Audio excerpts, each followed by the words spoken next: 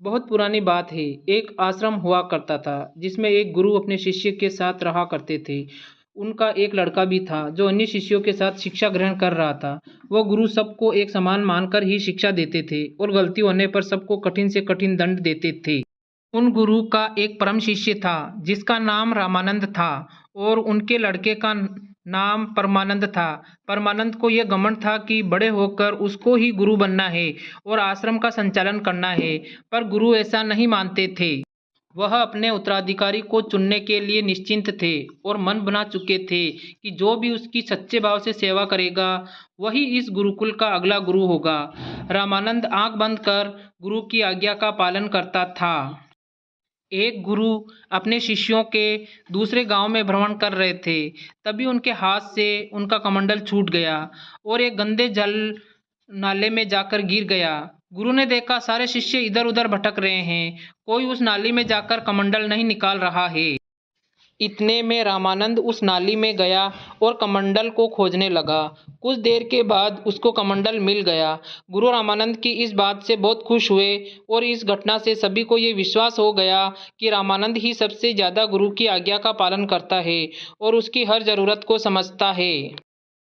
जब बाकी शिष्य नाले से दूरी बनाए हुए बस देखते रहे और कुछ गांव में जाकर अन्य शिष्यों को ढूंढने लगे तो वो कमंडल बाहर निकाल सके, वही परमानंद बिना कुछ सोचे समझे और अपनी परवाह किए बगैर उस गंदे नाले में कूद गया और कमंडल को बाहर ले आया।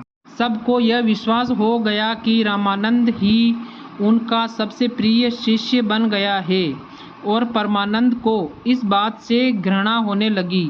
एक दिन उसने अपने पिता से कहा, आप बेवजह ही रामानंद को अपना शिष्य समझते हो, जबकि वो मेरे सामने कुछ भी नहीं है और मैं तो आपका लड़का हूँ। गुरु ने मुस्कुराते हुए कहा कि मैं इस प्रश्न का उत्तर तुम्हें समय आने पर दूंगा और वहाँ से चले गए। देखते ही देखते ठंड का मौसम आ गया और चारों तरफ बहुत कड़ाके की ठंड पड़ गई। गुरु ने अपने लड़के को रात में बुलाया और कहा, ये लो मेरे वस्त्र और नदी किनारे धो कर ले आओ, मुझे कल सुबह ही इनकी ज़रूरत है। परमानंद ने अपने पिता से कहा, मैं कल प्रातःकाल इन वस्त्रों को धो आऊँगा। आज बहुत ठंड है और रात में ऐसा करना उचित नहीं होगा। गुरु ने परमानंद को लेकर रामानंद के पास गए और उसको जगाकर कहा, मुझे कल सुबह यह वस्त्र पहनने हैं और ये बहुत गंदे हैं, इसलिए तुम अभी जाओ और नदी के किनारे धो लाओ। रामानंद बिना प्रश्न किए उसी वक्त उठा और वस्त्र धोने के लिए निकल जाता है।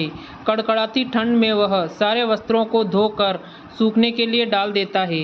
इस घटना से परमानंद को अपने प्रश्न का जवाब मिल जाता है। सुबह गुरु इस घटना का जिक्र करते हुए सभी शिष्यों को बुलाते हैं कि रामानंद सबसे अलग है। रामानंद को खड़ा करते हैं और पूछते हैं, आखिर गुरु आज्ञा मानना क्यों जरूरी है।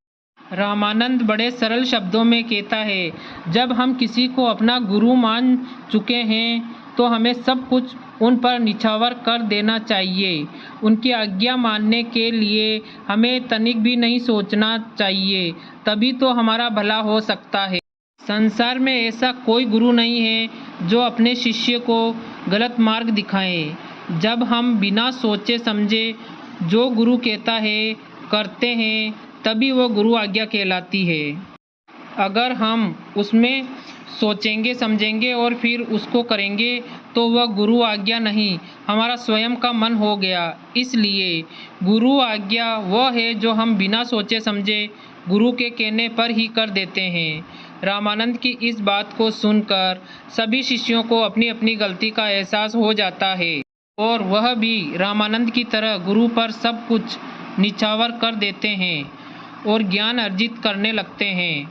बहुत कम समय में सब देखते हैं कि उनमें अद्भुत प्रतिभा और भिन्न प्रकार की विद्याओं में पारंगत होते चले जा रहे हैं। इस कहानी से हमें यह शिक्षा मिलती है कि जब हम किसी को गुरु मान लिया जाए तो उसकी हर आज्ञा का पालन बिना सोचे समझे किया जाना चाहिए, तभी वो गुरु आज्ञा कहलाती है। गुरु की आज्ञा कहानी आपको कैसी लगी हमें कमेंट करके ज़रूर बताइए। आपके कमेंट से हमें नई नई कहानियाँ लिखने की प्रेरणा मिलती है। अगर आपको ये मेरी स्टोरी अच्छी लगी हो तो लाइक कीजिए, कमेंट कीजिए और इसी प्रकार नए नए कंटेंट प्राप्त करने के लिए सब्सक्राइब कर बेल आइकन को प्रेस कीजिए। जय गुरुदेव।